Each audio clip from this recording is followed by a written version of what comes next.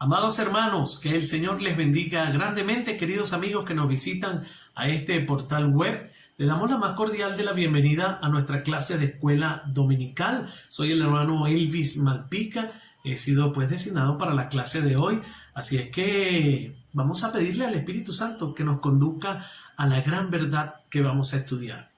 Amado Padre, Señor y Dios, alabamos tu grandeza en este día. Damos las gracias por dejarnos tu palabra escrita. Pedimos al Espíritu Santo que nos conduzca, que nos guíe, que nos ayude a interpretar tus santas escrituras. Y queremos que esta escritura sea taladrada en nuestros corazones, en los corazones de quienes van a ver o a escucharla, y que podamos, Señor, cambiar nuestra vida. Toda persona que llega a ti y te conoce y tiene un encuentro contigo es cambiada, es transformada. Así es que esperamos, Señor, que hoy no sea la diferencia. Amados, bienvenidos de nuevo. Vamos a estar estudiando entonces esta porción del Evangelio. Pero la semana pasada veíamos cómo el Señor Jesús logra calmar la tempestad.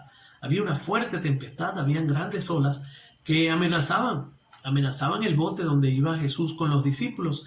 Pero ellos estaban con mucho miedo, creyeron que se estaban ahogando. El Señor se levanta, regaña a los vientos y al mar y todo queda en una gran calma. Ellos no podían creer eso.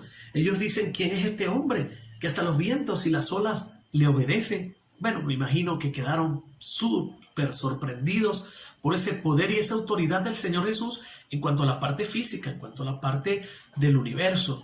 Pero no sabían ellos que en breve iban a ver otra manifestación grande de poder y de autoridad del Señor. En esta oportunidad iban a ver el poder y la autoridad del Señor sobre las tinieblas, sobre el espíritu del mal, sobre esas fuerzas demoníacas que tenían preso a estos dos hombres que estaban en la región de Gadara. Así es que este es un pasaje que, por cierto, está también en Marcos 5 del 1 al 20 y usted lo va a conseguir en Lucas 8 del 26 al 39. Por cierto, con una pequeña diferencia: para Marcos y para Lucas era un hombre, para Mateo eran dos hombres poseídos por demonios. Bien, Gadara, población que está al este de la orilla del mar de Galilea. Y habían entonces estos dos hombres, estaban entre las tumbas. Esta población de Gadara era casi en su totalidad gentil. En breve vamos a explicar por qué lo era. Pero existían tumbas, existían cuevas que servían como cementerios. Estos dos hombres estaban poseídos por demonios. Vivían allí y eran muy violentos. Es interesante porque en Marcos y Lucas nos dan una descripción de cómo es un hombre poseído por los demonios. Fíjense ustedes, estos hombres vagaban desnudos, tenían una fuerza brutal, las cadenas no podían contenerlos, las partían, las rompían, eran peligrosos, atentaban hasta con su propia vida. Uno se maltrataba con piedras. Y eso nos dice cómo estos demonios tenían a estos hombres en un estado muy, muy lamentable, deplorable, un estado de verdad que vemos aquí también la compasión del Señor por estos hombres. Entonces estos hombres vivían allí, eran muy violentos, nadie podía pasar por allí, eran muy peligrosos. De pronto ellos gritaron: ¿qué quieres de nosotros, hijos de Dios? Has venido antes de tiempo para castigarnos. Recuerden que son ángeles caídos. Estos demonios, y bien lo dice la Escritura, hasta los demonios reconocen al Señor y saben que ellos van a ser echados de la faz de la tierra para siempre. Ellos están condenados eternamente, pero por eso le dice: antes de tiempo, has venido castigando antes de tiempo. Ellos saben que cuando el Señor venga por segunda vez serán destruidos para siempre. Pero entonces reconocen al Señor, y a lo lejos había muchos cerdos, un hato de cerdos. Por eso inferimos y creemos, y los comentarios bíblicos dicen que puede ser una población gentil. Recuerden que los judíos no trabajaban este tipo de animales, está prohibidos para ellos. Y entonces estos hatos estaban allí, eran muchísimos cerdos que estaban en esta región, y los demonios le rogaron a Jesús: si vas a expulsarnos de estos hombres, manda a entrar a esos cerdos. Jesús le dice, vayan. Los demonios salieron de los hombres y entraron en los cerdos. Entonces todos los cerdos se echaron a correr pendiente abajo por el barranco, cayeron en las aguas y se ahogaron. Fue una pérdida cuantiosa, sí, para estos dueños de estos cerdos, sin duda ninguna. Pero el Señor no tiene nada que ver aquí. Son los demonios que entraron a los cerdos. Es Satanás que ocasionó esa pérdida a esos pobladores. No es el Señor, eso hay que hacer hincapié, pero vamos a ver cómo reaccionan ellos, porque los encargados entonces de cuidar los cerdos salieron huyendo, le contaron a todo el pueblo todo lo que había pasado, incluso lo que le pasó a los hombres que estaban poseídos. Esto es interesante. Estos hombres que salen cuentan la maravilla y la grandeza de cómo unas personas que estaban poseídas por demonios, que tenían quién sabe cuánto tiempo y cuántos años allí en ese poblado, pues haciendo daño a los demás, porque nadie podía pasar por allí, haciéndose daño a ellos porque atentaban contra sus vidas, bueno, ocasionando cualquier tipo de perturbación. Lo más importante es eso, que el Señor Jesús con su poder logra expulsar esos demonios, logra libertar a estos dos señores de esa posesión demoníaca. Esto es lo verdaderamente interesante y lo verdaderamente poderoso de esta escritura. Pero fíjense, ellos estaban lamentándose por las pérdidas económicas, por todo eso que pasó allí con los cerdos. Entonces todo el pueblo salió a ver a Jesús y todo el pueblo entonces le pide a Jesús que se vaya de esta región.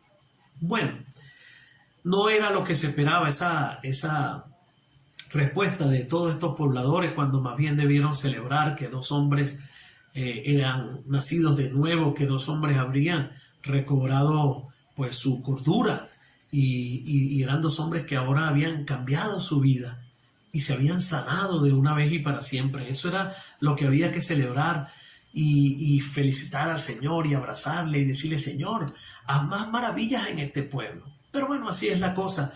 A veces las personas les interesa más la parte económica que el verdadero valor que tienen las personas. Quiero destacar aquí entonces varias cosas. La primera, bueno, el poder del Señor Jesús sobre cualquier esfera, tanto la física, la espiritual, en los cielos, en la tierra. El Señor es todopoderoso. Lo segundo, la compasión del Señor. El Señor sí le dolía a estas personas y su condición.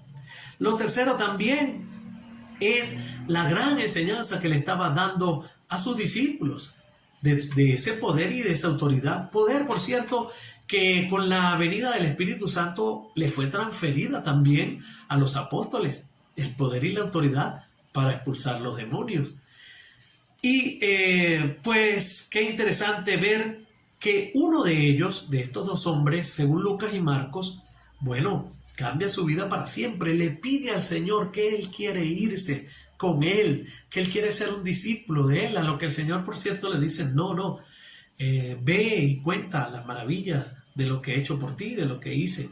Y entonces este endemoniado se convierte en un testigo del poder del Señor, se convierte en un testigo de los prodigios y de las maravillas que puede hacer Jesús. Y lo importante entonces es, amados hermanos, y sobre todo tú, querido amigo que escucha, toda persona que tenga un encuentro personal con el Señor Jesús, o dicho de otro modo, cualquier persona a la cual el Señor Jesús llegue a su vida, va a ser para bendecirla, va a ser para transformarla, va a ser para expulsar cualquier tipo de mal y de demonio que tenga esa persona.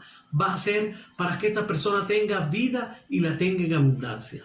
Y va a ser para libertarlo de cualquier opresión, de cualquier vicio, de cualquier maldad. Y eso es lo que yo quiero hablarte hoy, en la mañana de hoy, o en la tarde, o en la noche, a la hora que estés viendo esto por nuestro portal web, que es el poder del Señor Jesús, que son las maravillas que hace el Señor Jesús con las personas, porque ¿sabes qué? Al Señor Jesús le interesan las personas, le interesa a la persona integralmente. Al Señor Jesús le interesa que tu cuerpo esté sano, que tu mente esté cuerda, esté libre, que tus pensamientos estén equilibrados y ordenados, que tus emociones estén equilibradas y ordenadas. Eso es lo que hace el Señor Jesús y la palabra del Señor Jesús en la vida de todas las personas. Eso es lo más importante. Lo segundo, bueno, que una vez que llegue el Señor a tu vida y empiece a cambiarla y a transformarla y haga estas maravillas que hace el Señor Jesús en la vida de todos nosotros, es ser un testigo de esa maravilla y de esos prodigios. Debemos y tenemos que contarle a nuestros amigos y a nuestros familiares cómo éramos antes de conocer al Señor, qué hizo el Señor Jesús una vez que lo conocimos y empezamos a estudiar su palabra y cómo somos ahora, pero sobre todo lo que podemos llegar a ser, porque el Señor Jesús cuando muere en la cruz vence al enemigo totalmente, vence a Satanás. Y ¿sabes qué? El Señor Jesús viene por segunda vez y ya lo va a arrojar al lago de fuego y lo va a vencer de una vez y para siempre. Pero antes que eso suceda, el Señor Jesús nos dejó a su Santo Espíritu para eso, para darnos poder, para testificar, para conducirnos a toda verdad, para darnos sabiduría, para guiarnos. Para eso está la palabra. Entonces, aquí lo más interesante es que esta porción de las Escrituras que hemos estudiado hoy nos recuerda el poder del Señor para expulsar no solo demonios, para hacer una obra maravillosa en la vida de cada uno de nosotros. Esta porción nos recuerda que sí, que va a haber gente que critique y va a haber gente que quiere que Jesús salga de su pueblo y de sus países y de sus alrededores. Sí lo va a haber porque hay personas que van a rechazar el evangelio. Pero, ¿qué va a suceder? Habrán otros que sí, que saldrán transformados, como estos endemoniados que cambiaron su vida, que la palabra nos cuenta pues que uno de ellos se fue a proclamar las verdades del evangelio, a proclamar la grandeza del Señor. Esa persona seguramente les decía a los demás: yo era un hombre presa de los demonios, vagaba desnudo, me rompía, me hacía daño, le hacía daño a los demás, me sujetaban con cadenas y yo las rompía, pero ahora soy diferente. El Señor Jesús me cambió con solo una palabra poderosa del Señor, transformó y cambió mi vida y ahora te estoy hablando a ti del evangelio. Seguramente ese fue el mensaje que comenzó a dar este endemoniado de Gadara a todos los que le conocían y le veían ahora diferente. Él le decía: yo no era así, yo era un endemoniado. Pero bueno, eso es lo que quiero, amados hermanos. Sigamos estudiando la palabra del Señor, sigamos creyendo sobre todo que el Señor que cambió y transformó la vida de estas dos personas es el mismo Señor que hoy sigue haciendo maravillas y prodigios con la vida de cada uno de los que estudia la palabra. Así es que le damos las gracias pues a nuestra hermana Noraida Serpa, directora del Ministerio de Educación Cristiana de nuestra primera iglesia bautista de San Antonio de los Altos. Le damos gracias a la vida de cada maestro de escuela dominical que ustedes siguen y ven allí domingo a domingo, y seguimos emocionados con gozo estudiando la palabra del Señor. Recuerda, el Señor Jesús quiere transformar y cambiar tu vida, traer vida en abundancia, y que todas las cosas viejas y malas pasen y que todas sean hechas nuevas a partir de la llegada del Señor Jesús a tu vida. Nos vemos en otra clase de escuela dominical el próximo domingo.